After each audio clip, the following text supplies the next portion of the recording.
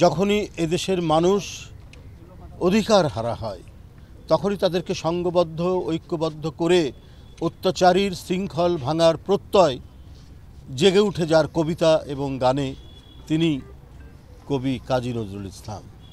তিনি প্রবন্ধ লিখেছেন, তিনি উপন্যাস লিখেছেন, তিনি নাটক লিখেছেন, তিনি চলচ্চিত্র পরিচালনা করেছেন, কিন্তু সব কিছু ছাপিয়ে সাহিত্যের এই যে নানা দিগন্ত, সেই নানা দিগন্ত ছাপিয়ে তার প্রধান এবং মূল পরিচয় কবি কাজী নজরুল ইসলাম হিসেবেই তিনি সমধিক পরিচিত বাংলা ভাষীদের কাছে।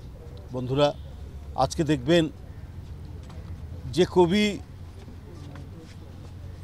তৎকালীন ঔপনিবেশিক শক্তির বিরুদ্ধে তার শানিত কলম চালাতে দ্বিধা করেননি, তার এক একটি কবিতায় মানুষ জেগে উঠে প্রতিরোধ করত, আর এই কারণে তাকে নির্দ্বিধায় জেলে যেতে তিনি দ্বিধাবোধ করেননি তৎকালীন কায়েমি শক্তির বিরুদ্ধে প্রতিবাদ জানাতে। আমরা এখন অবাক হই, কিছু সংস্কৃতিসেবী মানুষ, অল্প কিছু বুদ্ধিজীবী, এত বড় প্রবল আন্দোলন ঘটে গেল, 16 বছরের ভয়ঙ্কর স্বৈর শাসনের যে জাতাকলে মানুষ পড়েছিল সেখান থেকে উদ্ধারের জন্য শিশু, কিশোর, তরুণ, ছাত্র, শ্রমিক, রিকশাওয়ালা জনতা রাজপথে দাঁড়িয়ে হাসতে হাসতে যারা বুলেট বরণ করল, তাদের সেই আত্মদান, তাদের সেই বিরোচিত শাহাদাত বরণ, সেটাকে উপেক্ষা করে 1 বছর যেতে না যেতেই আমরা দেখতে পেলাম তাদেরকে ফ্যাসিবাদের পক্ষে কথা বলতে।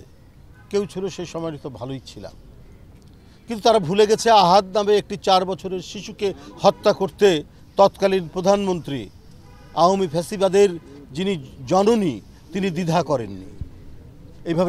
এইভাবে অসংখ্য শিশুকে, অসংখ্য কিশোরীকে যিনি হত্যা করেছেন, তাদের পক্ষে কথা বলছেন কিছু সংস্কৃতিসেবী, কিছু পরজীবী এবং কিছু বুদ্ধিজীবীরা। এটাই হচ্ছে একটা ভয়ঙ্কর মানসিক চেতনার পতন। কিন্তু সাধারণ মানুষ এবং যারা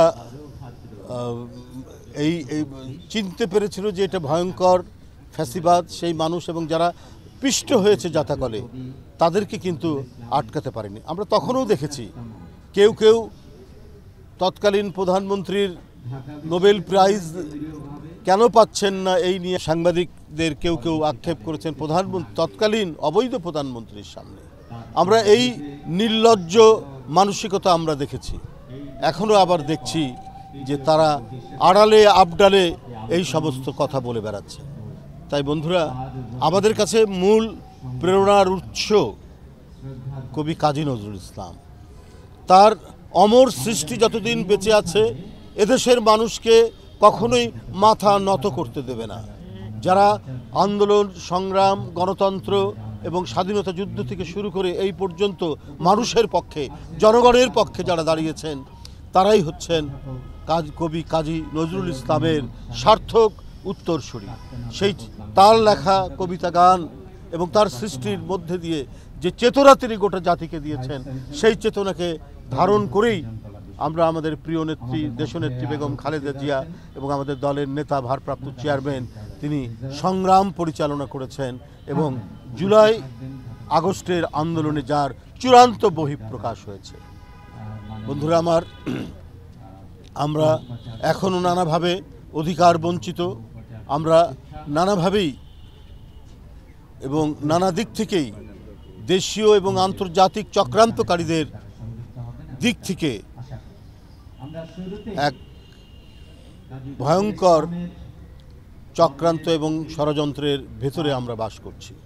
আমাদের যে চূড়ান্ত লক্ষ্যের জন্য আন্দোলন, গণতন্ত্র, এখনও সেটি প্রতিষ্ঠা পায়নি। তবে আমাদের বিশ্বাস অতি তাড়াতাড়ি রমজানের পূর্বেই একটি অবাধ সুষ্ঠু নির্বাচন অনুষ্ঠিত হবে এবং সেই নির্বাচনে এদেশের ভোটাররা দীর্ঘ 15.5 বছর 16 বছর যে ভোট দিতে পারেনি, সেই ভোট তারা দিতে পারবে।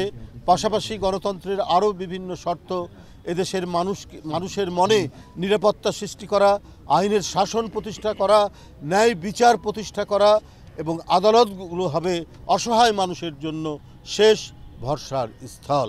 আমাদের সেই রকম একটি সমাজ, উন্নততর গণতান্ত্রিক সমাজ প্রতিষ্ঠার লক্ষ্যেই আমাদের এগিয়ে যেতে হবে এবং তার মূল প্রেরণাই হচ্ছে আমাদের জাতীয় কবি কাজী নজরুল ইসলামের লেখা অমর গান, কবিতা এবং বিভিন্ন লেখনী।